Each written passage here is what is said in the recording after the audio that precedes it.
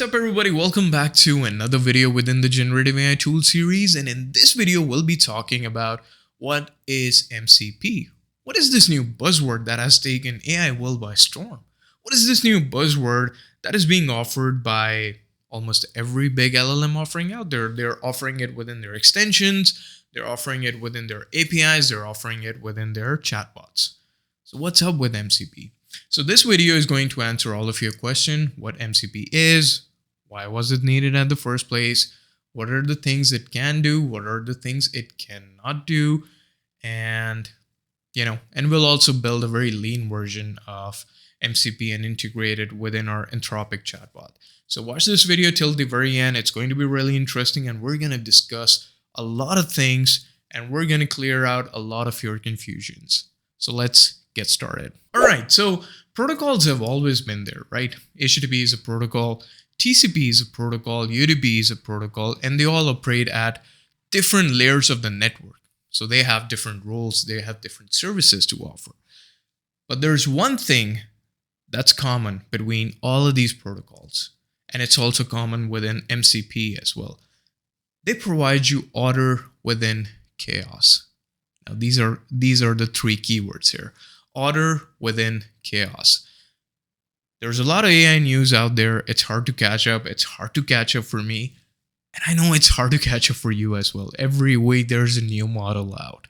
Every week there's a new benchmark out. And it's hard to actually follow it through. But arguably, there's one statement that has been unanimous within the community, within the AI community. Like, how many applications actually make it to production? Or they actually last? And the reason is that we might have a few tools missing which actually equip an AI application to be used within production. If you put some application within production, your clients or stakeholders are going to ask you, like, what about the accuracy? What about the continuous data integration? What about, this? What about that? And not everybody has answers to that. MCP does not address all of it, but some bits of it, right? So it's a protocol, and what it does, it really untangles the API access and the data context between the LLM, the provider, and the third party itself. Now there are too many keywords, and I'm going to explain it with some diagrams. So let's get to our whiteboard. Okay, let me just adjust it. Hope you guys can view it. All right, so months back. That's kind of weird because we're talking about technology, and every time we talked about technology before, we would say years back or months back. But now within the AI landscape, it's like months back. So months back, if you wanted your LLM to have some external context, a third-party context, what would be the finest way to build something like that? So this diagram actually explains it. So this is your LLM, and LLMs have, a particular knowledge cutoff date. For example, most of the LLMs have knowledge cutoff date 6 months back. So most of the LLMs releasing today have only knowledge about, till January 2025 or maybe November 2024, December 2024. You get the idea of it. But obviously, if you want to build a production grade application, which is context aware of the world, it has the latest context of the world, or at least your system, then it needs to be updated. But they're not by nature, because that's how they're trained to be. So how do you make them aware? How do you help them gain that knowledge? That's the art, and that's the problem that we're solving here. So an LLM can interact with external bodies or external APIs through the feature function call, which is almost supported by all of the big LLMs out there. So they can use function calls. Firstly, they would depict the nature of your questions, and they would call a particular function based on that. For example, in this case, so I'm actually using this example where my LLM is going to communicate with GitHub. So let's say if I have a GitHub, I have some repositories. So I want my LLM to have full context about all kinds of repositories within my GitHub account, the pull request, issues, etc., etc. So here's me asking this question like, hey, give me all the repositories within my organization. So I query it to my LLM. The second step would be LLM would sort of figure out, like it would sort of break up, tokenize everything, make sense of everything. And the kind of context that I'm asking for. I'm asking for GitHub. I'm asking about repositories within organization. So that's the second step. The function call would be made when the LLM decides, okay, I have to make a function call to get this data because I don't have this data. That's the third step. It would figure out that, hey, I need to contact GitHub. And yes, my configurations have a GitHub setting, so I'm going to go ahead and talk to GitHub. Now, GitHub provides you APIs. It's a third-party entity, and if you have to communicate with it, you need a particular, some access token, and you would need some sort of, you cannot just talk to the APIs itself because there are so many APIs that GitHub offers. So you need a lean server in front of those APIs, which you'll have to build yourself. You'll have to write this mini CRUD Python script, which actually talks to GitHub. So that's something on you. So this is your lean server. So these are like 4 steps that your query would be broken down. And this is how you can interact with an external entity. And it doesn't matter. It can be Slack, it can be GitHub, it can be Jira, it can be an external data source, it can be an external server itself. But the fact is that you would have to maintain this bit of code and this bit of code. Now imagine if you wanted to build a very thick and fat system which has multiple integrations, not just GitHub, but too many integrations. Something like this. So you have an LLM and you want to read the data from a third-party data store, GitHub as well, and the internet as well, Slack, and even an external system or server.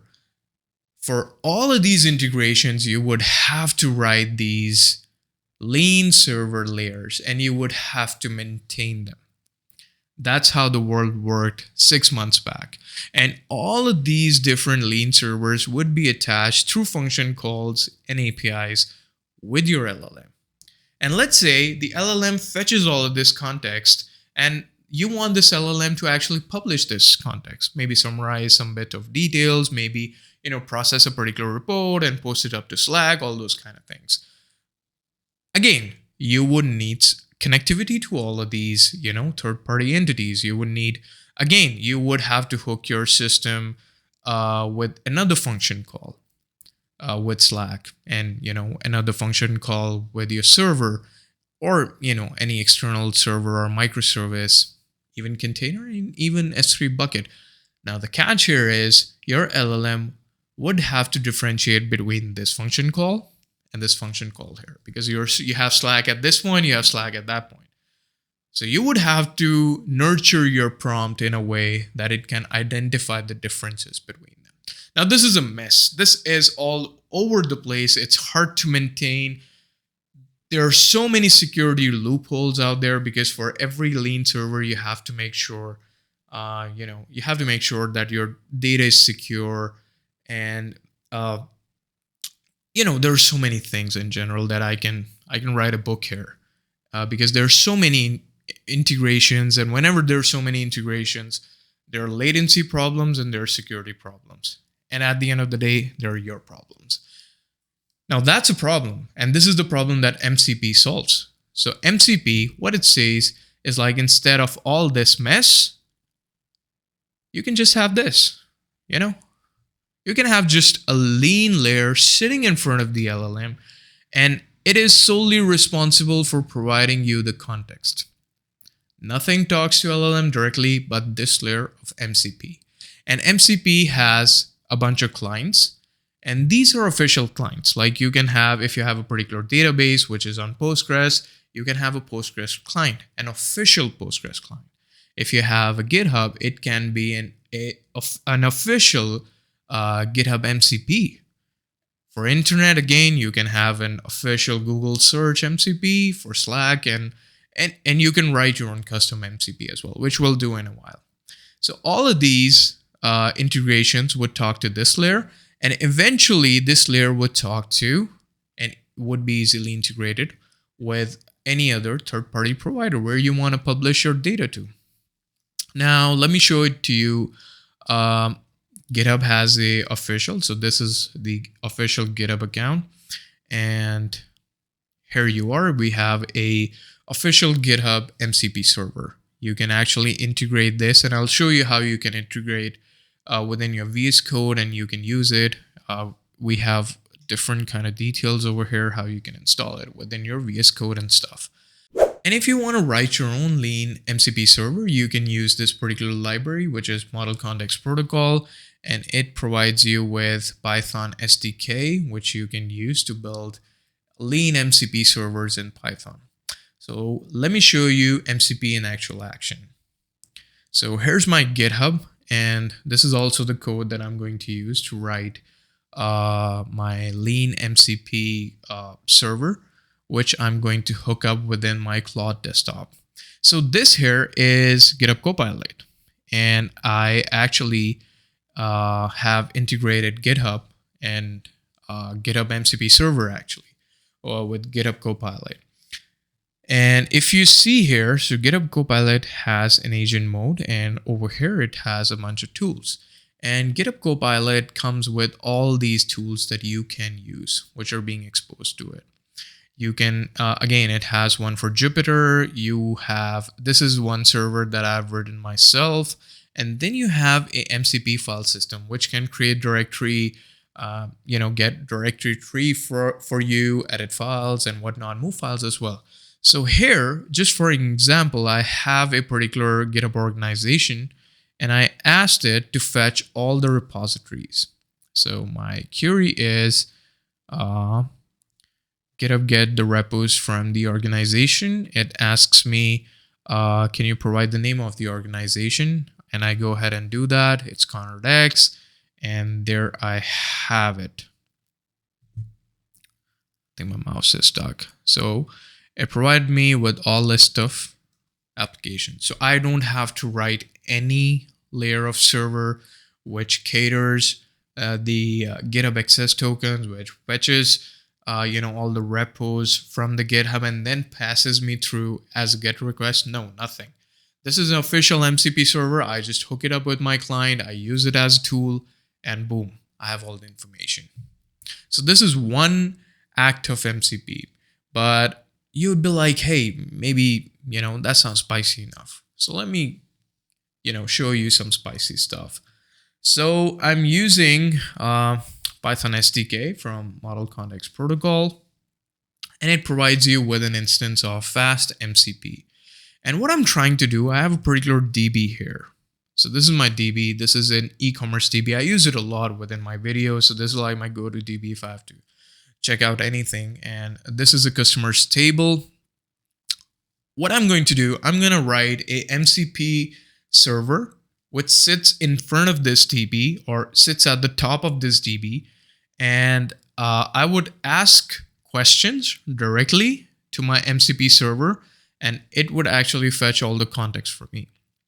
And I'm going to hook this server to my Claude, a desktop Claude. And I'm going to query all the questions about this DB. For example, I would ask it about different customers. I would ask it about, give me all the customers which belongs to, Las Vegas or Melbourne, for example, stuff like that. You get it. So I'm going to query my Claude desktop application, and it's going to contact or, it's going to exchange information with my MCP server to actually give me all those details. So it's kind of very cool. So how you can build it, you have this fast MCP server from this particular package. I use MariaDB. I need to create a connection. And this particular instance provides you a MCP initializer, and you can use MCP tool. I'm using it as query. And here I have a function which says run query, and pretty simple stuff. I just, establish a MariaDB connection. So this DB here is MariaDB. Once I do that, I execute my SQL, which would be my basically translated question or query or whatever, translated question within the query, and I'm going to pass it to my cursor to execute it. It's going to fetch up all the records, all the columns would be arranged, and they would be returned to me as a array of dictionaries. So if the connection does not establish, I just go ahead and pass in a nice looking error, and then finally I just close the connection, and this is just a way for me to start the MCP server. Now let's go to Claude and let's see how we can integrate, how I can direct my Claude desktop to this particular file. Okay, so I'm on my Claude desktop, and from here I'm going to go to settings, and within settings I have a developer profile, and if I just edit config, it's going to open this particular file which says Claude desktop config. If I open it into text editor, and let me zoom it up for you guys. So there you go. This has all the information about MCP servers. So I have two MCP servers running. One is for MariaDB, and as you can see, it takes, I'm actually providing it, the link to my Python command because it's written in Python and it would need the Python packages to run the whole thing. And within the argument, this is where I provide the file, which is basically my MCP server itself. So that's pretty simple. So I have file system and I have MariaDB. And now if I can show it to you, close everything. If I go ahead over here, you can see MariaDB as a tool. And it has one method which is basically query itself. So now what we can do, just to demonstrate it, let me go ahead and fetch this particular name from here. So Control C, I come back here, tell me everything about the customer. All right, so I'm gonna run it. There we go. Now it says I'm gonna query the database. So it generated the query by itself, and now it's going in a loop. So I just asked him a very general question, like tell me about the customer, but it's going ahead and says, okay, let me fetch the sales representative. Let me see the order history for this particular client. And then once everything is done, it would give me this nice report based on all the information about the addresses, about the account details, about the order history, about the payment history. So that's basically the power of MCP in action. So I just wrote one layer, and now that one layer is capable of interacting to anything. Consider it like a dock that you use it for your Mac devices. It's just, one plug play, and it has a lot of ports. Now I can take this MCP server, I can twist it, I can change it, I can use Postgres, I can use MySQL, I can use a particular other API server which is working at some other place. It returns data as a GET call, and I can utilize that GET data over here. So the possibilities are immense. So what MCP really solves for you is the connectivity. It untangles the connections, or it removes the necessity to build your own lean servers per connection. So now you can have one server running, one MCP server, which is connected to all kinds of different third parties. And that's why I'm pretty sure you guys saw the thumbnail for this video. It's like Spider-Man holding all these, holding off the train with all the webs attached to the building. So that's what MCP server is for me. Hope it makes sense. Kevin Feige, I hope you're watching this. So yeah, this is everything you need to know about MCP. And I hope you liked the video. I hope, if you had any confusions, I hope I was able to clear out some of them. And so yeah, thank you for watching. I'll see you in the next one.